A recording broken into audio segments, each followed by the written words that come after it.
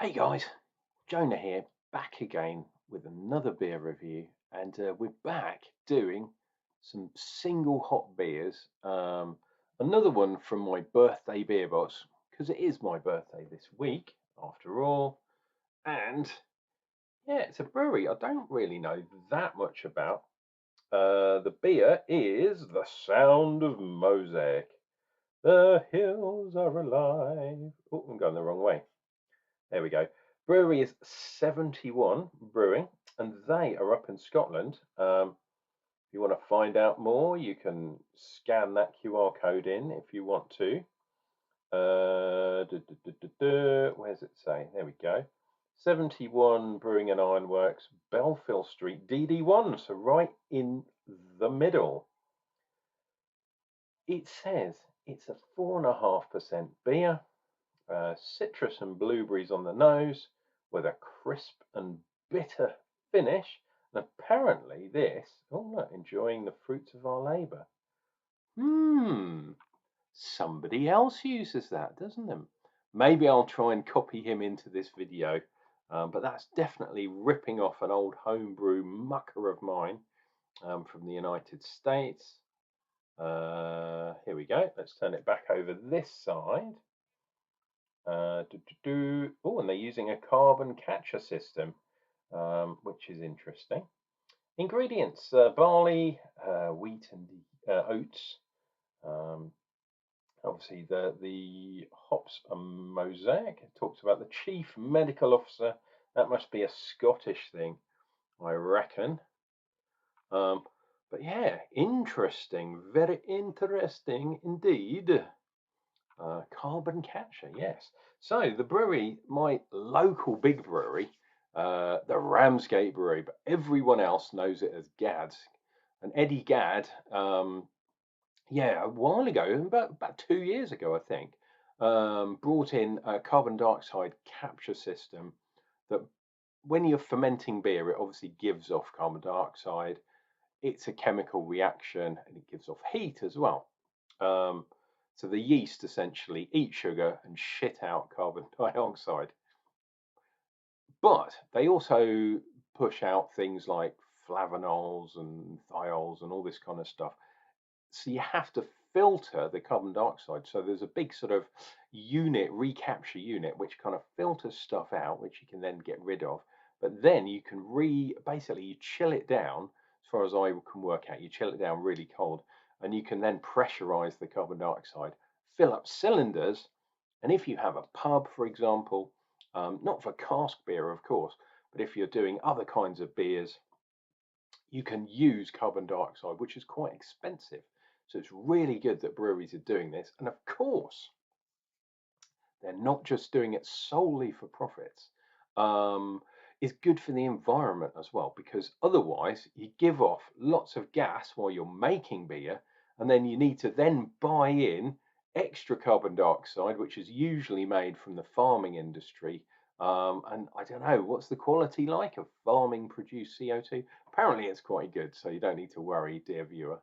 But yeah, for pushing out your draft beers, your carbon beers essentially, your fizzy beers. I prefer the non-fizzy ones, but hey, that is up to me to decide and up to you to decide, to be honest. Right, I'm looking over here because there's also something on the Beer 52 website, which I'm going to read to you while I'll put this back up. The hills are alive with the sound of mosaic. Okay, so it's a balanced rendition of West Coast Pale Ale. So it's not an IPA, which sounds good, even though it says an IPA on here. On the thing that I'm actually reading, it's calling it a Pale Ale, which is completely mad, but that's what Beer 52 does sometimes. Using Mosaic. It's restrained and refreshing bitterness paired with moderate body to compete with punchy aromas of citrus, layered over berries, and it says berries down here too. The perfect canvas to showcase this versatile hop. Really, really interesting. So it's got everything in there. I think the only reason they're calling it a pale ale instead of an IPA, which it does say IPA on the can, is only 4.5%. So, guys, don't obey the myth. Um, don't think that something is an IPA when it is clearly not an IPA. Right. A little bit of fizz got out of there. This thing has been in the fridge. Only for today, though. This is a kind of fresh one. Wow, that's very, very clear. So this is a West Coast Pale Ale. My God, look at that, 2 fingers at least. Look at that head. Really hope it's gonna, yeah, look at that zooming in there. Look how big those bubbles are. Basically, though, that head is gonna disappear very, very quickly. But let's get a nice picky. The sound of mosaic. Pull that back a little bit, back a bit, up a bit, down a bit, left a bit, right a bit. Cheesy grin. And that should be a good photo for the start, for the front, for the thumbnail. There we go. Whoa, it is a bit hazy, but look at the colour. It's really, really light. According to the Beer 52, we've got Vienna malt, we've got extra pale, and we've got some wheat malt in there. So I'm not sure where the oats came from. It did say oats on here, didn't it? I'm sure it did. Yeah, oats. Doesn't say oats on Beer 52. So again, things not quite adding up. Quality control, not very good, Beer 52. I hate to say it, but I do say it quite often. That what you write on your tasting notes does not match up with what's on the side of the can of beer. Just simple things. Quality control. If they're getting things that obvious wrong, what else are they getting wrong that they don't tell us about? Interesting thoughts for you. Anyway, let's dive into this bad boy and see what we get, eh?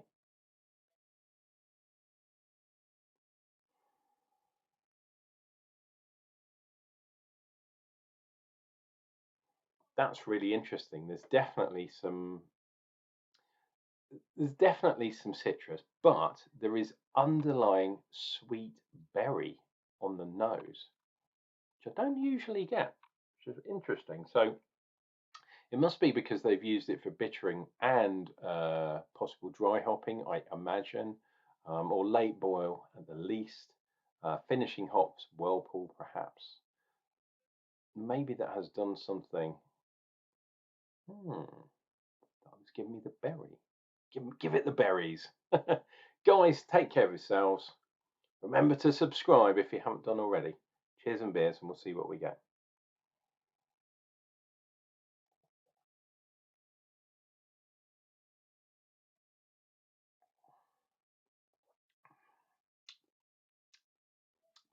Nice. There's a zestiness there. Obviously, there's a bit of carbonation. I'm going to keep talking about that, but with canned beers, and especially chilling them, is what you get. But there's a sort of lemony, or actually it's more limey kind of citrus up front, and then the berry kind of comes in secondary. It's almost as though it comes on the bubbles. This is going to sound weird, but when you're drinking, it's like the berry kind of taste is on top of the bubbles as you're drinking it. So yeah, very interesting. Maybe not what I was thinking initially. I was thinking more tropical, kind of juicy kind of things.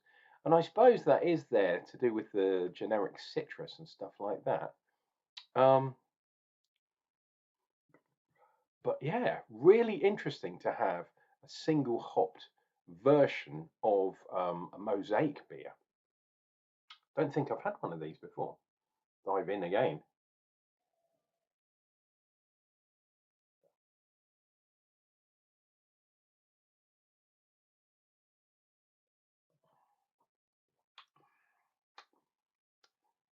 There's that zestiness up front. There is a bit of that tropical kind of pineapple-y, zesty, grapefruity type thing. but then the berries there, secondary. Interesting. I haven't really noticed that berry kind of taste before with Mosaic, which is really interesting. What else is interesting is it's got oats, it's got wheat in the form of kind of malted products, I guess, from what I can read. Um, but it's not giving me that kind of new school ultra. I guess it's oats, ultra kind of creaminess. Um, so this is not one of those kind of milkshakey type things. This is a lot more kind of light, a lot more zesty. There is a little bit of smoothness there. Don't get me wrong. But this is definitely not one of those kind of new school kind of beers. I like the fact they've called it a West Coast beer, even though it doesn't say on here. All it says is single hopped IPA. The other thing is, it's reasonably dry, and there's a bitterness there to the finish. It's not what I would call a sweet beer, which again, that sweet, that creamy thing is typical of the new style kind of IPAs or pale ales, the really cloudy ones. I like the fact that they're saying this is a West Coast style beer, so it's a little bit more old school, which is cool, and I can see why they're saying that. But it's not bitter enough to be a proper West Coast style beer, in my humble opinion. But I do like it.